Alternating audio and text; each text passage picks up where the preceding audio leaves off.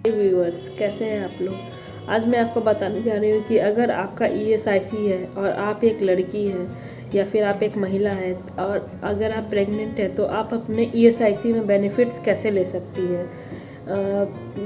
जब मुझे लेना था तो उस समय कोई आइडिया नहीं था मुझे, और यूट्यूब पे भी इंफॉर्मेशन था बट आधा अधूरा, कोई भी अपना रियल एक्सपीरियंस नहीं डाला। इसीलिए मैंने सोचा कि आज मैं अपना रियल एक्सपीरियंस डालूँ।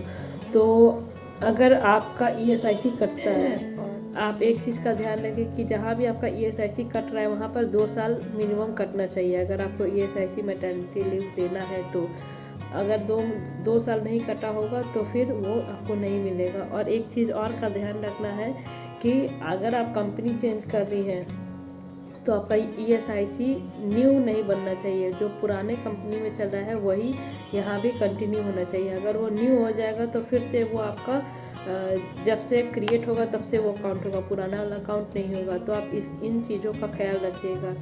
और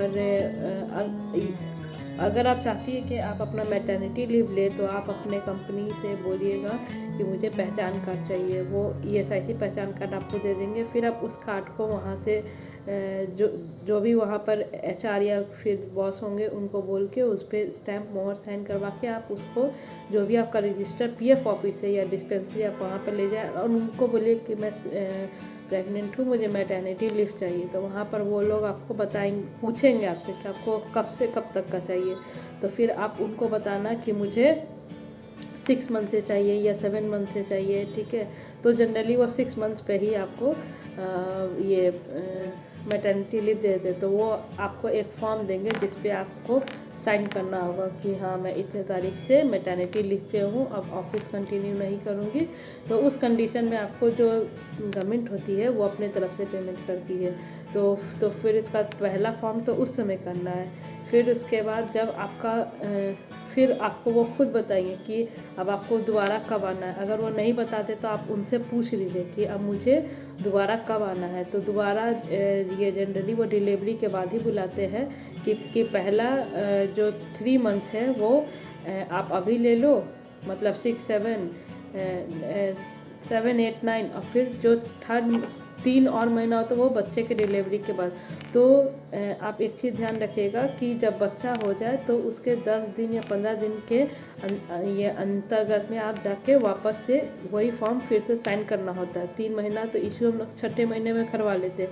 फिर जो हम लोग का अगला 3 महीना होता है वो फिर अगले तीसरे बेबी बर्थ के बाद इशू करवाना होता है। तो अगर वो बेबी बर्थ के बाद अगर आप थोड़ा सा भी दिन का ऊपर नीचे कीजिएगा तो उन लोग जल्दी मैनेज करने के लिए तैयार नहीं होते। तो आप इस अकॉर्डिंग से वहाँ पर जाकर करवा सकती है।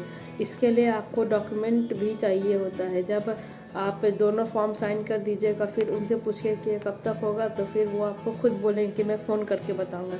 बट वो ये नहीं बताएंगे कि इसमें डॉक्यूमेंट भी चाहिए था, पर इसमें डॉक्यूमेंट्स भी चाहिए होता है। जैसे इसमें आपको डॉक्यूमेंट्स लगेगा, फिर चेकबुक का एक पेज लगेगा, फिर उसके बाद जो बेबी बर्थ लेगा उसका बर्थ सर्टिफिकेट लगेगा। लेटर ये लेता है उसका कोई भी ग्राम पंचायत या फिर कहीं से भी जो गवर्नमेंट और ये ऑथराइज्ड हो वहाँ से भी एक सर्टिफिकेट मांगता है उन लोग। फिर उसके बाद आपका ई पहचान कार्ड मांगेगा। फिर आप जिस हॉस्पिटल में रहेगा वहाँ पर जो एक डिस्पेंसरी कार्ड देता है, मतलब जब नाम का ये कटाते समय तो वो ये उस चीज़ का प्रूफ मांगता है। फिर वो अपने तरफ से एक फॉर्म देगा और वो सब चीज़ पे आपको साइन करवाएगा। फिर उसके बाद जाके आपका अप्रूव हो जाता है, अप्रूव क्या वहाँ पे सबमिट हो जाता है। फिर उसके बाद वो खुद आपको फ़ोन करके बुलाएगा। मेरे केस में तो बहुत ट्रेजेडी हो गया था। मैं तो वहाँ पर गई, फिर उसके बाद उन लोग बोले कि वो लोग तो मुझे इतना बार इस ब्रांच से उस ब्रांच, उस ब्रांच से उस ब्रांच के कि मैं तो एकदम पागल ही हो गई। तो वहाँ पर आपको पहले ही उनसे पूछ लीजिए कि मेरा बेसिक ब्रांच कौन सा है, वो आपको पहले ही बता दें कि यही है या फिर कोई और है। मेरे समय में तो मैं तो ब्रांच ही घूम घूम के परेशान हो गई थी। तो ऐसा आपको नहीं करना है। फिर उसके बाद का जो भी मेडिकल में खर्चा रहा, जैसे दवाई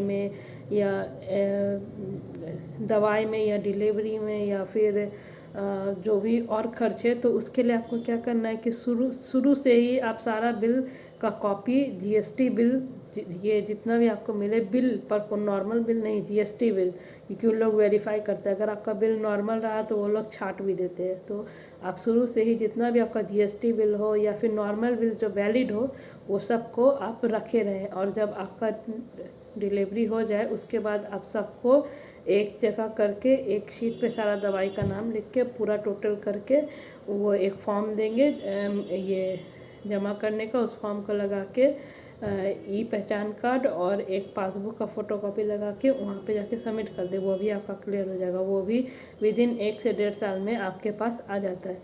अगर आपको मेरी वीडियो थोड़ा भी इंफॉर्मेटिव लगी या फिर आपको हेल्प कर रही है तो आप मेरे वीडियो पे लाइक, सब्सक्राइब, कमेंट कर सकते हैं। और अगर आपको कोई भी ऐसा परेशानी हो या फिर कोई भी दिक्कत आ रही हो तो आप मुझसे कांटेक्ट कर सकते हैं। आप कमेंट कीजिए, मैं आपको रिप्लाई ज़रूर करूँगी। अगर आप चाहते हैं कि मैं इसी तरह का और वीडियोस बनाऊं तो आप भी इसके लिए कमेंट कर सकते हैं। Thank you.